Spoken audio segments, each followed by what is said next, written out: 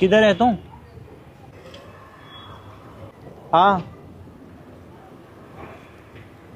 Excuse me, तो आना। इधर भेजा तो है तू। ये किसके लिए आपने? हाँ जी ये किसके लिए आपने स्टिंग? मेरी है। तुम्हारी है ये?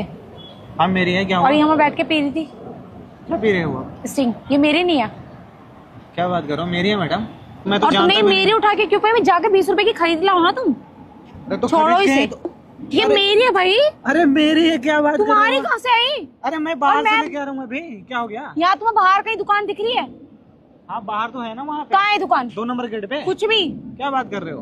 तुम मेरे उठा के बात फिर कर तुम्हें रहे हो। शर्म नहीं है? और दो नहीं, 20 रुपए शर्म के तो- जाके खुद ले, मैं 20 रुपए अरे दे दूं शर्म तो तुम्हें? आती है। मैं थोड़े ना आपसे लिया हूँ। तुम लोग कुछ भी है, लड़की को तुम्हें छेड़ना ही है। क्या बदतमीजी है तुम लोगों की? ये क्या दिखता छेड़ नहीं रहे क्या हैं तुम्हें? आपको? हम आपको छेड़ तुम रहे हैं? उठाए हो, स्टिंग पी गए मेरी, और क्या बदतमीजी है ये?